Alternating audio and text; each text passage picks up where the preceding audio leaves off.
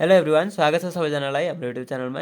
सधैँ चाहिँ भिडियो लिएर उपस्थित हुने क्रममा आज पनि हामीले बीपीएस 4th इयरको इन्भेस्टमेन्ट सब्जेक्टको च्याप्टर 2 अन्तर्गत रहेको न्युमेरिकल प्रब्लम लिएर उपस्थित भएका छौँ। योभन्दा अघिल्लो क्लासमा हामीले 2.1 प्रब्लम सल्भ गरेको थियौँ भने आज हामी 2.2 प्रब्लम सल्भ गर्नेछौँ है। क्वेसन यस प्रकार रहेको छ, assume that you purchase ABC's company's stock at ₹200 per share. The company paid dividend ₹20 per share. You sold the stock at ₹230 per share. What is the rate of return? भने है भनेको अब चाहिँ क्वेसनले के भन्दैछ भने यदि तपाईले एबिसी कम्पनीको स्टक 200 रुपैयाँ गोटाले किन्नुभयो अरे है, यति सेयर किन्नुभयो भने भनेको छैन। भनेको तपाईले के गर्नुभयो त, मानिलिउँ कि तपाईले एउटा स्टक किन्नुभयो अथवा एउटा चाहिँ सेयर किन्नुभयो जसको दाम चाहिँ तपाईलाई 200 रुपैयाँ पर्यो है, 200 रुपैयाँ पर्यो। अनि the company paid dividend 20 per share. ठिक छ, 20 पर सेयर भन्नुको मतलब के हो त भन्दा कम्पनीले चाहिँ हामीलाई डिभिडेन्ड दिएछ 20 रुपैयाँ एउटा सेयरको। यो के हो त भन्दाखेरि अब पर्चेजको केस छ। पर्चेजको केस भनेपछि हाम्रो लङ पोजिसनमा हामीले रेट अफ रिटर्न निकाल्नुपर्ने रहेछ भन्ने कुरा यहाँ बुझ्दैछौँ है। अनि अर्को के भनेको छ भने you sold the stock at ₹230 per share भन्यो। 200 रुपैयाँ किन्नुभएको तपाईँले सेयर, 20 रुपैयाँ डिभिडेन्ड पनि दिन्छ अरे एउटा सेयरको। अनि तपाईँले त्यो सेयर चाहिँ कतिमा बेच्नुभयो त भन्दा 230 पर सेयर, एउटा सेयरलाई 230 रुपैयाँ बेच्नुभयो। What is the rate of return, तपाईँको रेट अफ रिटर्न चाहिँ कति हुन्छ भनेर क्वेसनले सोध्यो। अब रेट अफ रिटर्न निकालिदिने हो। यसमा रेट अफ रिटर्न निकाल्नको लागि लङ पर्चेजलाई हामीले प्रायोरिटी दिन्छौँ अथवा लङ पोजिसनलाई चाहिँ प्रायोरिटी दिएर हामी यहाँबाट चाहिँ हामी सोल्युसन गर्छौँ। अब यसको पनि सोल्युसन हामी हेरिहालौँ है।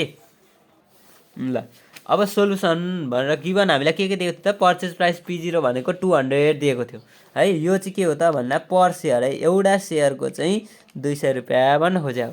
एउटा सेयरको 200 रुपैयाँ अरे। अब डिभिडेन्ड भनेको कति दिएको छ त 20 पर सेयर। यो पनि पर सेयरमै हो है, पर सेयरमै हो, यो पनि पर सेयरमै हो। भन्नको मतलब के हो त भन्दा एउटा सेयरको पर्चेज प्राइस भनेको हाम्रो 200 रुपैयाँ पर्दो रहेछ।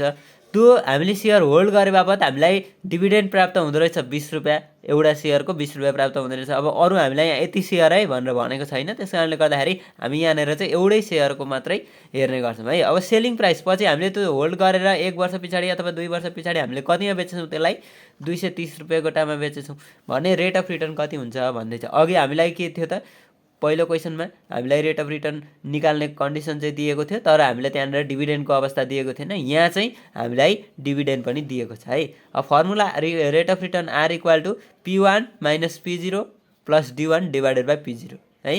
P1 भनेको के हो त, सेलिङ प्राइस, P1 भनेको 230 भइहाल्यो, माइनस P0 भनेको पर्चेज प्राइस 200 रुपैयाँ, सुरुमा हामीले 200मा किन्यौँ, प्लस अब यहाँनिर प्लस है, प्लस D1 भनेको चाहिँ के हो त डिभिडेन्ड इन्कम, अथवा यसलाई C1 पनि लेख्न सक्छौँ।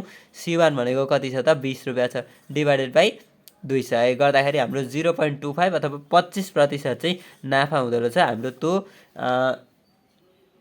जुन एबिसी कम्पनीको स्टक हामीले कारोबार गरे बापत है। कारोबार गरेको मतलब खरिद गरेर बिक्री गरे बापत हामीलाई 25% नाफा हुने रहेछ भनिदिने हाम्रो यो क्वेसनको सोल्युसन सकिहाल्यो है। अब हामी यहाँनिर अर्को पनि क्वेसन हेर्छौँ एउटा, त्यो क्वेसन नम्बर 3 रहेको छ। क्वेसन नम्बर 3 पनि हेरौँ है।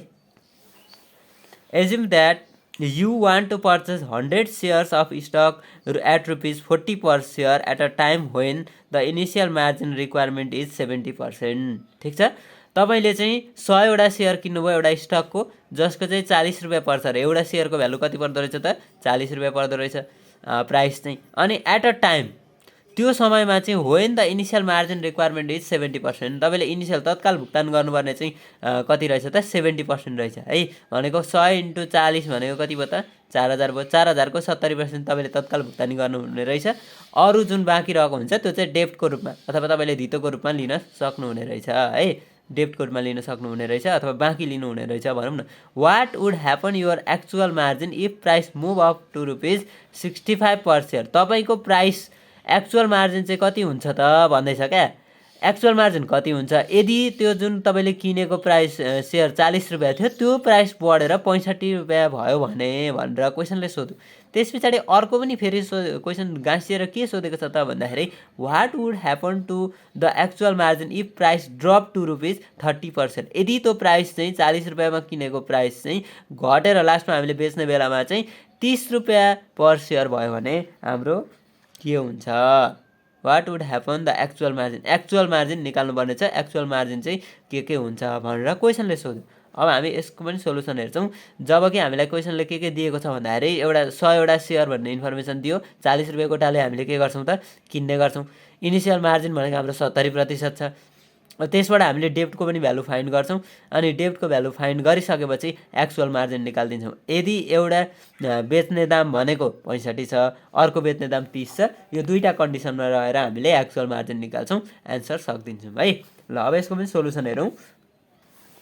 ल सोल्युसन गिभन हामीलाई के दिएको थियो? नम्बर अफ सेयर 100 सेयर भनेको थियो, 100 सेयर्स है। 100 सेयर 40 रुपियाँ कोटाले P0 भयो सुरुमा पर्चेस प्राइस। टोटल एसेट्स के हुने भयो त भन्दा N इन्टु P0। ठिक छ। टोटल एसेट्स भनेको चाहिँ जम्मा हामीले 100 सेयर किन्यौँ 40 रुपियाँ कोटाले भनेपछि 100 इन्टु 40 भनेको 4000 चाहिँ हाम्रो टोटल एसेट्स भयो। टोटल एसेट्स त्यति हुँदाहुँदै के भनेको छ त क्वेसनले भन्दा इनिसियल मार्जिन तपाईँले सुरुमा चाहिँ पैसा दिनुभयो अरे 70% चाहिँ पैसा दिनुभयो। ठिक छ। That is 70% equity. पैसा तत्काल दिएपछि त्यो हाम्रो इक्विटी भयो। इक्विटी 70% भयो भने 30% चाहिँ के रहेछ? डेप्ट रहेछ।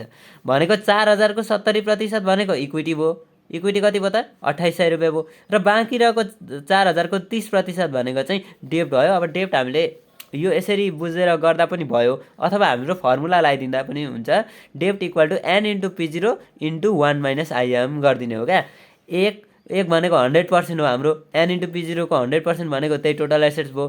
त्यसको चाहिँ 70% इनिसियल मार्जिन छ भनेपछि त्यो घटाइदिन्छौँ। त्यो गर्दाखेरि डेप्टको भ्यालु आउँछ 100 इन्टु 40 ब्राकेटमा 1 माइनस 0.7। 0.7 भनेको हाम्रो इनिसियल मार्जिन 70% छ। प्रतिशतलाई हटाएर हामीले के गर्यौँ त डेसिमल फर्ममा राख्यौँ। 0.7 भयो। यति क्यालकुलेसन गर्दा 1200 आउँदो रहेछ है। त्यो भनेको डेप्ट भयो। अब क्वेसन नम्बर एमा के भनेको छ त भन्दा if price move up to rupees 65 per share भन्दैछ क्या। यदि त्यो प्राइस चाहिँ 40 रुपियाँमा किनेको प्राइस चाहिँ बढेर कति भयो त? 65 रुपियाँ भयो भने टोटल एसेट्स कति हुने भयो? अब N इन्टु P0 100 इन्टु 65 भनेको 6500 रुपियाँ हुने भयो है। यति ख्याल गरौँ। अब 6500 हुने भयो। अब हाम्रो इनिसियल मार्जिन चाहिँ 70% छ। 6500 को 70% गर्ने भन्ने हुँदैन। एकचोटि हामीले डेप्ट ल्याइसकेपछि फेरि डेप्ट ल्याउने भनेको छैन। त्यस कारणले सुरुमा हामीले डेप्टको भ्यालु जति फाइन्ड गरेको हुन्छ त्यति नै भ्यालु हाम्रो के हुन्छ त? डेप्टको कन्स्टेन्ट रहन्छ है। भनेको 30% अफ 4000 अगाडिको हाम्रो टोटल एसेट्सकै 30% चाहिँ डेप्ट बस्छ। अरू बाँकी भनेको चाहिँ के हुन्छ त भन्दाखेरि इक्विटीमा जान्छ है। यो कुरा ख्याल गर्नुपर्छ। यदि हाम्रो सुरुमा डेप्टको भ्यालु फाइन्ड गरिसकेको छ भने प्राइस मुभ हुन्छ अथवा प्राइस डाउन हुँदाखेरि ड्रप हुँदाखेरि पनि हामीलाई त्यहाँनिर केही फरक पर्दैन। हाम्रो डेप्टको भ्यालु कन्स्टेन्ट रहन्छ। यति विचार गरौँ है। अब टोटल एसेट्स त फरक पर्यो। अब टोटल एसेट्समा डेप्ट घटायौँ भने हाम्रो के आउँछ त? इक्विटी आउँछ। त्यो इक्विटी निकाल्दा पनि भयो ननिकाल्दा पनि हाम्रो एक्चुअल मार्जिन त्यसै पनि निक्लिहाल्छ। टोटल एसेट्समा डेप्ट नै घटाउने हो। यसको यो जुन भ्यालु आउँछ यो भनेकै हाम्रो इक्विटी हो है। टोटल एसेट्समा डेप्ट घटायौँ भन्दा हाम्रो इक्विटीको भ्यालु आयो नि त।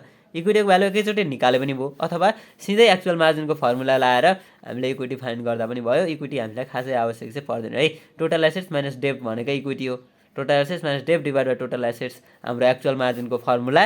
यो लङ कन्डिसन अथवा लङ पोजिसनमा है। लङ पोजिसनमा चाहिँ हाम्रो POSITION लङ पोजिसनमा एक्चुअल मार्जिन निकाल्ने फर्मुला भनेको total assets minus dept divide by total assets. ठिक छ। अर्को हाम्रो सर्ट पोजिसनमा के हुन्थ्यो? Total assets minus dept divide by डेप्ट हुन्थ्यो है। टोटल डेप्ट हुन्थ्यो।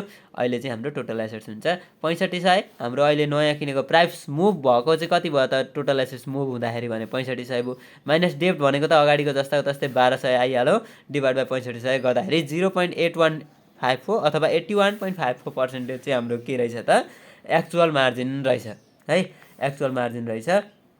अब हामी अलिकति डिसिजन लेख्छौँ। त्यस पछाडि अर्को भनेको चाहिँ प्राइस ड्रप भएर 30 मा आउँदाखेरिको कन्डिसनमा पनि हामी एक्चुअल मार्जिन हेर्छौँ अनि हाम्रो यो सोल्युसन सकिन्छ है।